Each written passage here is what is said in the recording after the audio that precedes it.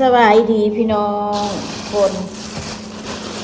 คอยไปตลาดมาเมื่อคอยคิดพ่อคอยเห็นมะขามหวานกิโลละ160,000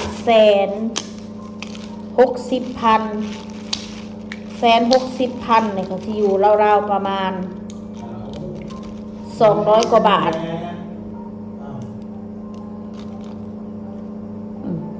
หวานมะขามหวานไข่ย่างมันหวานไข่ละชื่อเอาหน่อยหนึ่งหวานใช่ไหมขอบคุณFCเด้อทุกคนนะคะกำลังใจบ่าวเพชรสามมึงห้องคอยอยู่ในชีวิตวักเด้อพี่น้องห้องข้างๆคอยเป็นห้องแอร์ทั้งในการห้องแอร์บอกต้นในห้องแอร์ห้องพัดลมบอกแต่ว่าบ่มีคนอยู่ริมถัดไปนะมีเพราะว่าคอยเลือกไปว่าให้มันห่างคนห่าง3 ห้องมีคนอยู่เพื่อนแต่ว่าเราเลือกที่มันห่างเขาพี่น้องญาติว่าเสียงดังรบกวนกันพอพักเขาก็จะอยู่แบบเงียบๆหน่อยก็อาจจะบอกเสียงดังบ่มีการกินเหล้าบ่มีการดื่มฉลองคือกันอยู่ไทยแหละพี่น้องกินแต่เว้นเด็กกับอยู่ไปอยู่มันแบบนั้นก็รบกวนกันว่าทักเรื่องงานการจะร้องปาร์ตี้เราให้พวกไอ้นี่ปาร์ตี้เหล้าเหล้าเนี่ยก็จะมาเปิดเพลงมาโยนกินเหล้ากินเบียร์เอาครับอันซ้ำเบาเสียงดังค่ะบ่เป็นอย่างความหมายเสียงดังคือสร้างสรรค์กินเปิดเพลงดังดึกแล้วบ่ได้แบบนั้นบ่ได้แบบนั้นบ่ได้แต่ว่าเสียงดังเบาคนคุยกันแบบเพื่อนซานบ่เป็นอย่างอย่างห้องมันแน่นหนาน้ำเด้อพี่น้องเด้อห้องไม่ค่อยยังยินปิดประตูแล้วก็ไม่ค่อยได้ยินเลยเล่นมากับแม่นี่ลูกนะอยากกินข้าวอ่ะมึงมีข้าวเงาเพื่อนไม่เท่าก่อนพอมึงมาเอาข้าวโอ้ไม่เป็นอย่างเห็นมอกินแล้วถึงจะได้แค่ขอมือแม่ซื้อให้ใหม่เบิดแล้วขนมอะไรนะเบิดแล้วมือแม่ซื้อให้ใหม่มักขนมกล้วยมักขนมหอดิโอกระบายมือเลยอ่ะเล่จริงเล่ประมาณนี้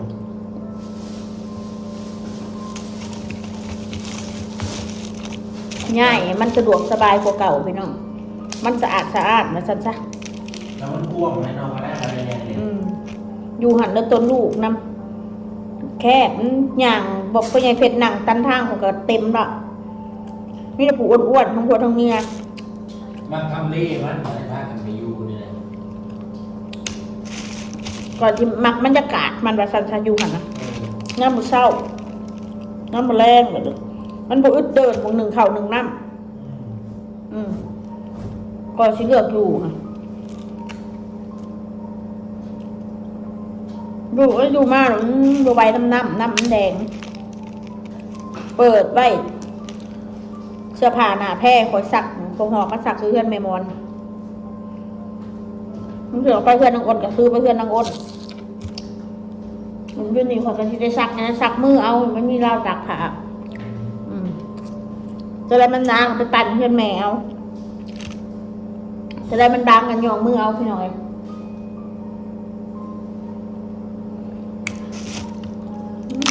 จะมาถาม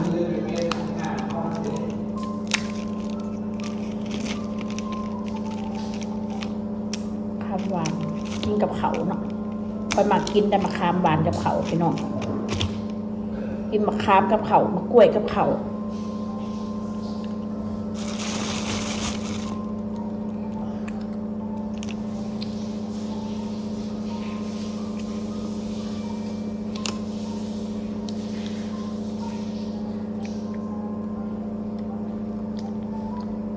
ขยะห้องพัดลมไหมหนาวเลยนี่ก็ที่อาบน้ำอยู่ได้เนี่ยวุ้นมะพร้าวของหวานซื้อมาจากตลาดต้องกินมันมีตู้เย็น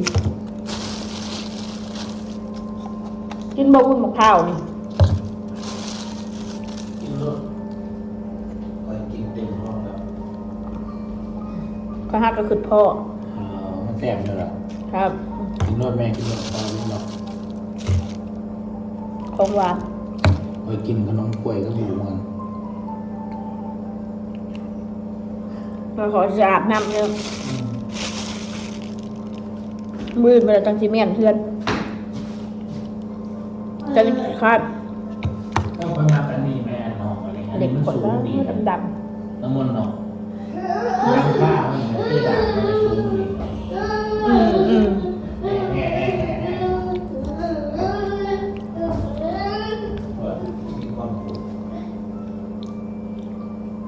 มันสูงกับมันก็เห็นให้เขาเย็น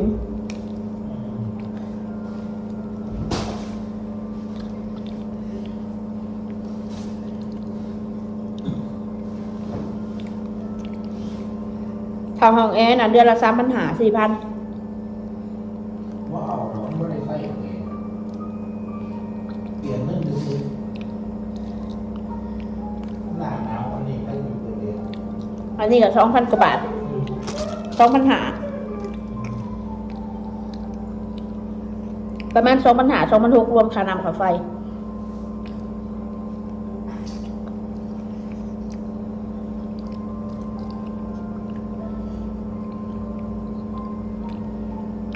นางอ้นกับจะไปอยู่เมืองอื่นเขาเพราะว่าอะไรให้เพิ่นให้ไปอยู่เพิ่นนางอ้นอย่าน้องเพิ่นก็บ่ได้อยู่เพิ่นก็อยู่กับลูกเพิ่นอยู่ให้มันอยู่ได้อยู่ดอก2-3 มื้ออยู่นานไปแล้วมันจะเกิดปัญหาพี่น้องครับ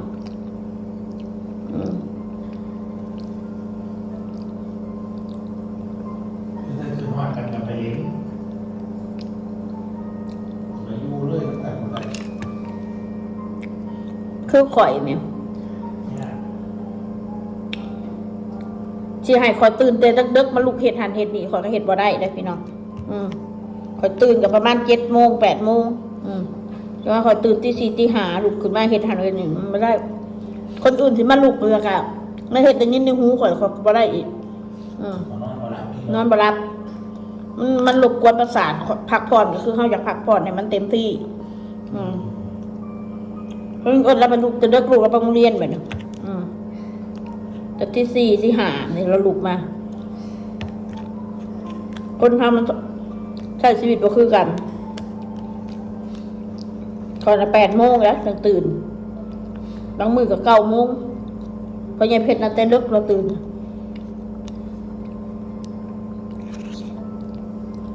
ข่อยนอนดึกตื่นสายนอกจากลูกเขาไปโรงเรียนเขาตื่นแต่เช้าอยู่6:00 นเช้าข่อยแต่6:30 น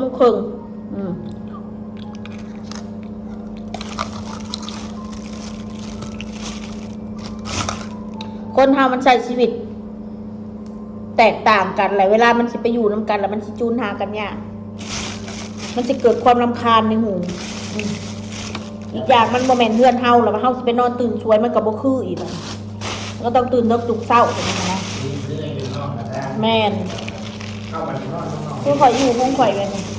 มันอิสระดีบ่มีผู้ใดมาเว้าบ่มีผู้ใดมาว่าบ่มีผู้ใดมาจมในหูไปเฮาจ่ายเองเฮาเฮ็ดเองอะมันเป็นเรื่องของเจ้าของว่าซั่นซะยังยกตัวอย่างสมมติว่าเข้าวันเรียนน้ำมูจะนอนเดินตี 2ที่นอนสมมติเนาะเข้าไปอยากพักผ่อนเนาะทั้งนอกมาเนี่ยลูกหลานเนี่ยไปเรียนแบบเนี้ยก็ลูกตึ้งเห็นนั่นเห็นนี่แล้วMCอาจจะบอกอีกว่าพอเขานึ่งข้าวแล้วพวกมึงก็ลุกขึ้นมากินเอาไปเรียบบัตรมันก็ได้รู้ว่าเอาไปซื้อมากินเองมันปัญหาหลายอย่างมันมันก็ปัญหาคนมันมักเว้ากับข่อยว่าข่อยมาพึ่งพี่พึ่งน้องอาศัยแม่อาศัยน้องนี่เอาโอ้เลยคอยเห็นคอมเมนต์อยู่หรอกคำว่าอาศัยเนี่ยมันก็เป็นบางเรื่องพี่น้องเอ้ยแต่ว่าสิมาอาศัยอยู่อาศัยนอนแบบตลอดทาวรเฮ็ดคือเฮือนเจ้าของมายึดแบบนี้มันก็บ่ได้จิตใต้สำนึกข่อยมันมีมันอยู่บ่ได้พี่น้องว่าตรงๆซะมันอยู่บ่ได้คือครับที่อยู่ได้ครับใจมันอยู่ยากสิเจ้าเข้าใจเนาะเราก็ยังดีเลยทำงานจังข่อยไปเห็นน้ำแมววันไหนเนี่ยอันนั้นว่าเขาไปนอนชั่วโมง2 มื้อแล้วก็นอนถ้วยชามไม่ล้างกินแล้วก็ปล่อยทิ้งไว้พี่ล้างแล้วพอไปอีกแล้วมัน นั่นแหละ ไม่ลุกขึ้นมานึ่งข้าวแล้วน้องมนต์เช้ามนต์เอง เอาเป็นว่าข่อยอยู่เฮือนข่อยนี่แหละข่อยนอนตื่นช่วยข่อยขี้ข้านหนึ่งแล่นไปซื้อมากินโลดจบ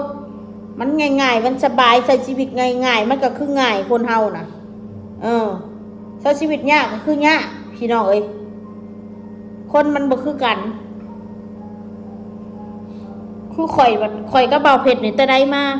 แม่นข่อยมีเฮือนหลังไงคือตะกี้เห็นบ่ข่อยตื่นมาข่อยบ่อยากกินในเฮือนข่อยก็เลยออกไปกินข้างนอกแล้วก็จบเฮามีกันอยู่แค่นี้แหม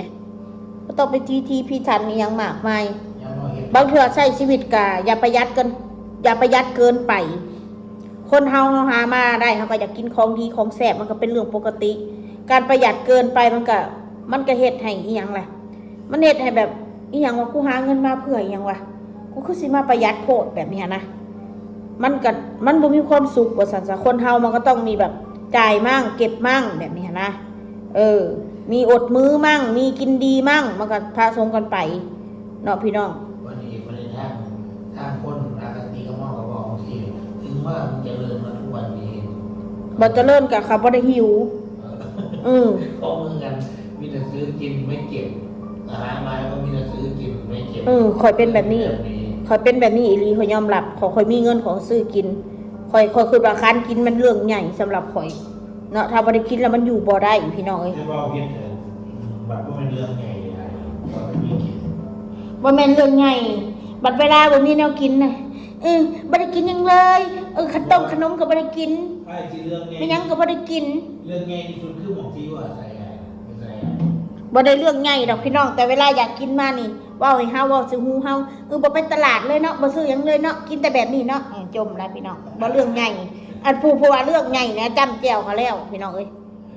ในเวลาแต่ปากคนนอกบอกไปถ้าว่าซื้อกินนี่แกซื้อคือเขา เอาสำนีเด้อพี่น้องมันดึกแล้วขอบคุณทุกเม่นทุกไลค์ทุกกำลังใจ4 ทุ่มเราขอ อยากกินเลือดแปลก สิไปอาบน้ำก่อน แล้วมันก็ไปซื้อที่ไหน ไปพี่น้องบ๊ายบาย